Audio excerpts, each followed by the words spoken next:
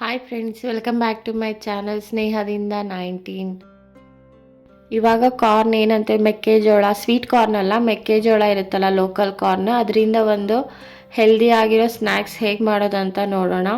ಏನಿಲ್ಲ, ಮನೆ ಒಳಗಡೆ ಅಲಸಂದಿ ಕಾಳು ಇರುತ್ತಲ್ಲ, ಸೊ ಅಲಸಂದಿ ಕಾಳು ಮತ್ತು ಬಿಡಿಸ್ಕೊಂಡಿರೋ ಮೆಕ್ಕೆಜೋಳನ ಚೆನ್ನಾಗಿ ವಾಶ್ ಮಾಡ್ಕೋಬೇಕು. ವಾಶ್ ಮಾಡಿಕೊಂಡು 2-3 ವಿಸಿಲ್ ಬೇಯಿಸ್ಕೋಬೇಕು.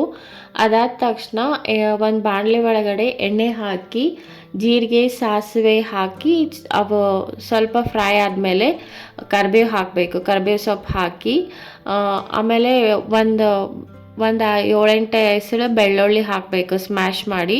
ಆ ಬೆಳ್ಳುಳ್ಳಿ ಎಲ್ಲ ಚೆನ್ನಾಗಿ ಫ್ರೈ ಆದಮೇಲೆ ನಮಗೆ ಎಷ್ಟು ಖಾರ ಬೇಕೋ ಅಷ್ಟು ಮೆಣಸಿನ್ಕಾಯಿ ಹಾಕೋಬೇಕು. ಸೊ ಮೆಣಸಿನ್ಕಾಯಿ ಚೆನ್ನಾಗಿ ಫ್ರೈ ಆಗಬೇಕು. ಈ ಥರ ಫ್ರೈ ಆದಮೇಲೆ ಅದಕ್ಕೆ ಸ್ವಲ್ಪ ಅರಿಶಿನ ಪುಡಿ ಹಾಕಬೇಕು.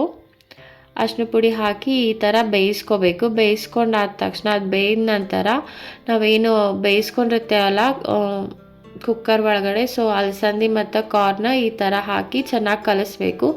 ಚೆನ್ನಾಗಿ ಕಲಸಿ 1-2-3 ನಿಮಿಷ ಬೇಯಿಸಿ ನಮಗೆ ಎಷ್ಟು ರುಚಿ ಬೇಕಷ್ಟು ಉಪ್ಪು ಮತ್ತು ಒಂದು ಅರ್ಧ ನಿಂಬೆಹಣ್ಣಿನ ರಸ ಮತ್ತು ಈ ಥರ ಕೊತ್ತಂಬರಿ ಹಾಕಿ 1-2 ನಿಮಿಷ ಬೇಯಿಸಿದ್ರೆ ಚೆನ್ನಾಗಿ ಹೆಲ್ದಿ ಆಗಿರೋ ಮತ್ತು ಕಂಫರ್ಟ್ ಸ್ನ್ಯಾಕ್ಸ್ ರೆಡಿ ಆಗುತ್ತೆ. ಮತ್ತು ಕ್ವಿಕ್ ಮತ್ತು ಈಸಿ ರೆಸಿಪಿ ಇದು. ನೀವು ಕೂಡ ಮನ್ಯಾಗ ಟ್ರೈ ಮಾಡಿ. ನಿಮಗೂ ಒಂದು ಸಲ ತಿಂದರೆ ಇನ್ನೊಂದು ಸಲ ತಿನ್ಬೇಕು ಅನ್ನಿಸ್ತೈತಿ. ತುಂಬ ಟೇಸ್ಟಿಯಾಗಿರ್ತೈತಿ. ನನಗಂತೂ ಭಾಳ ಇಷ್ಟ ಇದು. ಸೊ ಪ್ಲೀಸ್ ನೀವು ಕೂಡ ಮನೆಯವ್ರು ಟ್ರೈ ಮಾಡಿರಿ.